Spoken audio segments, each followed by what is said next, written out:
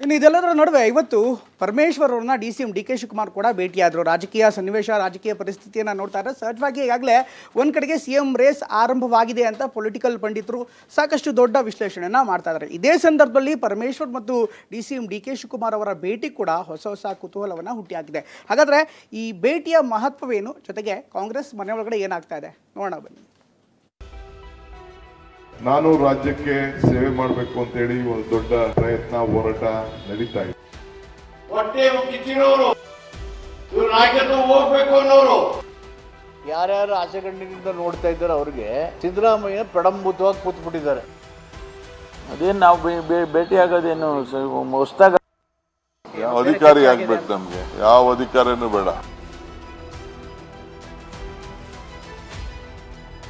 ಸಿದ್ದರಾಮಯ್ಯರನ್ನ CM ಕುರ್ಚಿಯಿಂದ ಕೆಳಗಿಳಿಸೋದಕ್ಕೆ ಸ್ವಪಕ್ಷದಲ್ಲೇ ದೊಡ್ಡ ಚದುರಂಗದ ಆಟಗಳು ನಡೀತಿವೆ ಅನ್ನೋ ಮಾತುಗಳು ರಾಜಕೀಯ ಪಡಸಾಲೆಯಲ್ಲಿ ಕೇಳಿ ಬರ್ತಿವೆ. ಅದಕ್ಕೆ ಕಾರಣ ಇವತ್ತು ಗೃಹ ಸಚಿವರ ನಿವಾಸದಲ್ಲಿ ಡಿಕೆ ಮತ್ತು ಪರಮೇಶ್ವರ್ ನಡೆಸಿದ ಸಭೆ.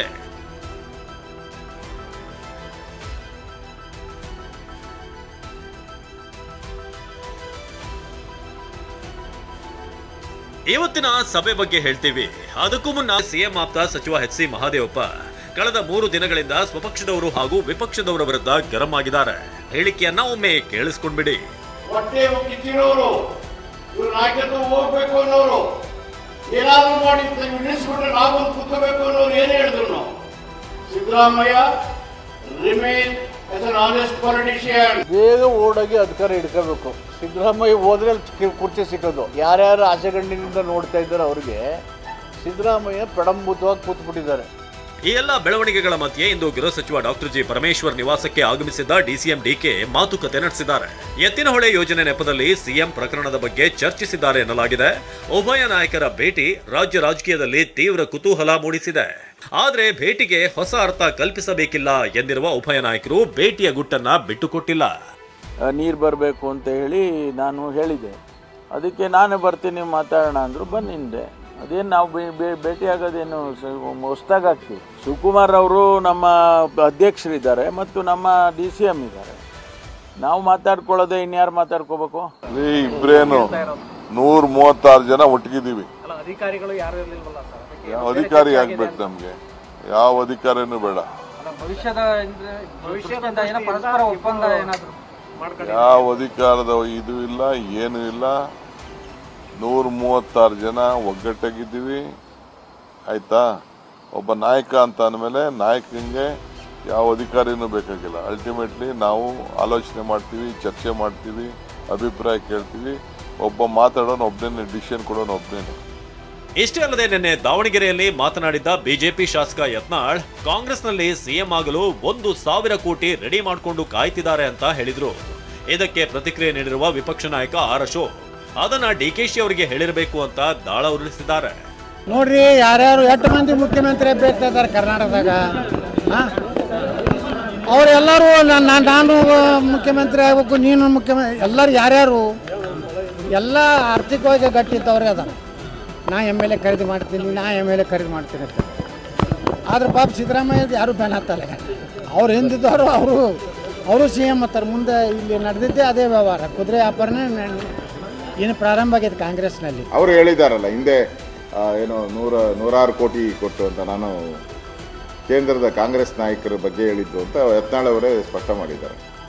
ಇದು ಅದೇ ಕೇಸ್ ಆಗುತ್ತೆ ನನಗನ್ಸುತ್ತೆ. ಯಾವಾಗ ಅವರು ಡಿ.ಕೆ ಶಿವಕುಮಾರ್ ಬಗ್ಗೆನೇ ಮಾತಾಡ್ತಾರಲ್ಲ ಯತ್ನಾಳ್, ಹಂಗೆ ಅನಿಸುತ್ತೆ ಮೋಸ್ಟ್ಲಿ. ಅವ್ರು ಯಾವಾಗ ಡಿ.ಕೆ ಶಿವಕುಮಾರ್ ಅವ್ರ ಮೇಲೆ ಕೇಸ್ ಹಾಕಿ ಅಸೆಂಬ್ಲಿಯಲ್ಲೂ ಹೇಳಿದಾರಲ್ಲ, ನಾನು ನಿಮ್ಮ ಮೇಲೇನೆ ಹೇಳಿರೋದು. ಇತ್ತ ಮುಡಾ ಹಗರಣದ ಬೆನ್ನತ್ತಿರುವ ಲೋಕಾಯುಕ್ತ ಪೊಲೀಸರ 4 ತನಿಖಾ ತಂಡ ಅಕ್ರಮದ ಜಾಲ ಭೇದಿಸಲು ಇಂದಿನಿಂದ ಫೀಲ್ಡ್ಗಿಳಿದಿದೆ. ಕಾನೂನು ಹೋರಾಟದ ಬಳಿಕ ಕಳೆದ ಶುಕ್ರವಾರ ಸಿಎಂ ಸಿದ್ದರಾಮಯ್ಯ ವಿರುದ್ಧ ಎಫ್ಐಆರ್ ದಾಖಲಾಗಿತ್ತು. ಶನಿವಾರ ಭಾನುವಾರ ಇದ್ದ ಕಾರಣ ಇಂದಿನಿಂದ ತನಿಖೆ ಆರಂಭಿಸಲಾಗಿದೆ. ಮೈಸೂರು ಲೋಕಾಯುಕ್ತ ಎಸ್ಪಿ ಟಿಜೆ ಉದೇಶ್ ನೇತೃತ್ವದ 4 ತನಿಖಾ ತಂಡ ಶನಿವಾರವೇ ಚೆಕ್ ಲಿಸ್ಟ್ ರೆಡಿ ಮಾಡಿಕೊಂಡು ತನಿಖೆಗಿಳಿದಿದೆ. ಆರಂಭಿಕ ಹಂತದಲ್ಲಿ ದಾಖಲೆ ಸಂಗ್ರಹಕ್ಕೆ ಮುಂದಾಗಿದ್ದಾರೆ. 59 ಭಾಗಗಳಾಗಿ ದಾಖಲೆಗಳನ್ನು ವಿಂಗಡಿಸಲಾಗಿದೆ.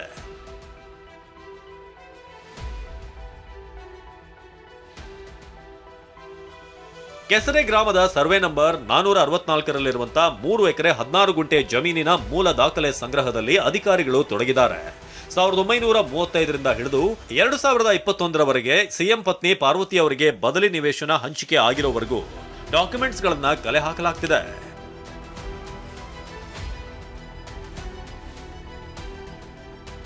ಲೋಕ ತನಿಖೆ ಜೊತೆಗೆ ಸಿಎಂ ಸಿದ್ದರಾಮಯ್ಯಗೆ ಡಬಲ್ ಟೆನ್ಷನ್ ಶುರುವಾಗಿದೆ.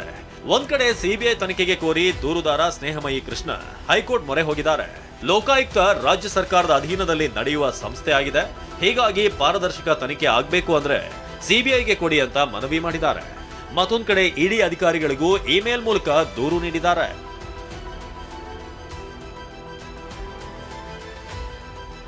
ಮುಡಾ ಪ್ರಕರಣದಲ್ಲಿ ಸಿಎಂ ರಾಜೀನಾಮೆಗೆ ಪಟ್ಟು ಹಿಡಿದಿರುವ ಬಿಜೆಪಿ ತನ್ನ ಹೋರಾಟ ಮುಂದುವರೆಸಿದೆ.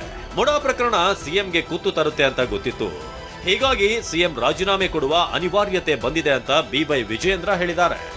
ಮೈಸೂರಿನ ಮುಡಾ ಹಗರಣ ಎಷ್ಟು ದೊಡ್ಡದು ಆಗಬಹುದು, ಮುಖ್ಯಮಂತ್ರಿಗಳ ಒಂದು ಸ್ಥಾನಕ್ಕೆ ಕೂತು ಬರ್ಬೋದು ಅಂತೇಳಿ ಯಾರಿಗೂ ಭರವಸೆ ಇರಲಿಲ್ಲ. ಅದು ನನಗೆ ಭರವಸೆ ಇತ್ತು. ಕಾರಣ ಅಂತ ಹೇಳಿದ್ರೆ ಈ ಸರ್ಕಾರ ಬಂದ ಮೇಲೆ ಮೈಸೂರಿನ ಮುಡಾ ಹಗರಣ ಇರ್ಬೋದು, ವಾಲ್ಮೀಕಿ ಅಭಿವೃದ್ಧಿ ನಿಗಮದ ಆಗಿರ್ತಕ್ಕಂಥ ಹಗರಣ ಇರ್ಬೋದು, ಈ ರಾಜ್ಯದ ಜನತೆಗೆ ಅನ್ಯಾಯ ಆಗ್ತದೆ ಕಾಂಗ್ರೆಸ್ ಸರ್ಕಾರದಿಂದ.